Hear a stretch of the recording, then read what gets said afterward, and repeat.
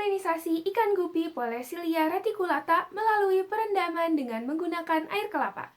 Ikan gupi merupakan salah satu ikan hias air tawar yang mempunyai nilai komersil tinggi di pasar dalam negeri maupun luar negeri. Secara morfologi, ikan gupi jantan lebih menarik dibandingkan ikan gupi betina. Hal ini menyebabkan ikan gupi jantan secara monokultur lebih menguntungkan karena daya tarik serta daya jualnya yang tinggi. Salah satu upaya untuk mendapatkan persentase ikan gupi jantan yang lebih tinggi pada budidaya ikan gupi yakni dengan teknik seks reversal yaitu maskulinisasi. Maskulinisasi merupakan salah satu metode untuk mengarahkan kelamin ikan menjadi jantan pada masa diferensiasi kelamin.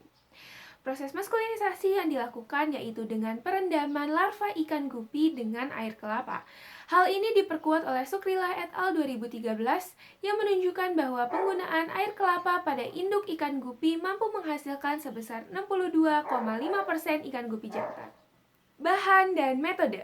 Alat dan bahan yang digunakan pada penelitian yang dilakukan oleh Malik et al. 2019 yakni sebagai berikut. Langkah yang perlu dilakukan yaitu sebagai berikut. Yang pertama, wadah perendaman larva serta pemeliharaan dicuci dengan menggunakan larutan kalium permanganat, kemudian dibilas dengan air bersih, lalu toples dikeringkan. Selanjutnya, toples yang sudah dicuci diisi dengan larutan air kelapa, kemudian lakukan pemasangan aerasi pada toples. Yang kedua, buah kelapa hibrida yang sangat muda diambil airnya sebanyak 200 ml dan ditambahkan air sebanyak 800 ml lalu dimasukkan ke dalam wadah perendaman.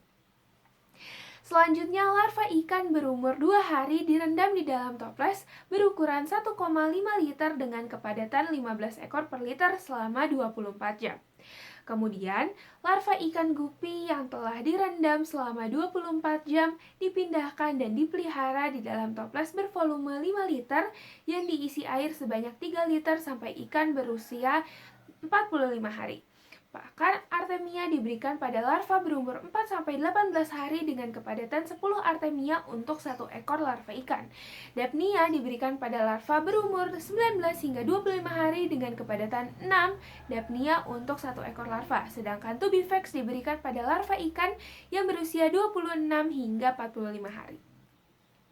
Hasil dan pembahasan. Persentase kelangsungan hidup larva ikan gupi dengan menggunakan konsentrasi air kelapa 20% yaitu 91%.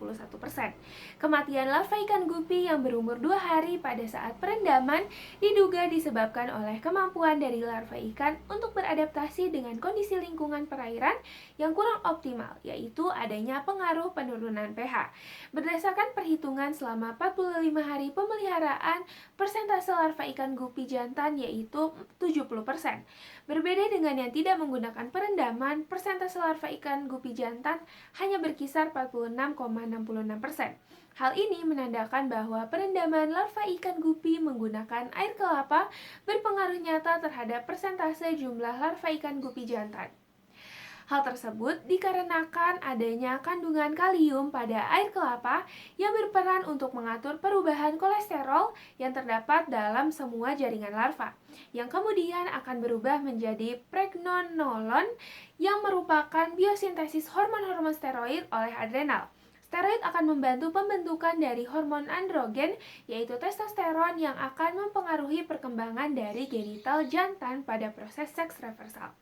Berdasarkan hasil perhitungan selama pemeliharaan, persentase kelangsungan hidup larva ikan gupi berkisar 90%. Hal ini menunjukkan bahwa tidak adanya efek lebih lanjut dari perendaman dengan air kelapa. Namun, pada hari ke-24 pemeliharaan terjadi kematian. Hal ini diduga karena kandungan oksigen yang terlarut rendah. Faktor kualitas air juga berperan penting dalam mendukung kegiatan budidaya serta cara pemeliharaan larva ikan gupi yang sudah cukup baik. Nah, berikut merupakan kualitas air selama pemeliharaan. Sehingga dapat disimpulkan bahwa maskulinisasi pada larva ikan gupi yang berumur 2 hari dengan perendaman air kelapa hibrida berpengaruh sangat nyata terhadap persentase jantan pada ikan. Sekian dari saya, mohon maaf bila ada kesalahan dan perbuatan. Terima kasih. Wassalamualaikum warahmatullahi wabarakatuh.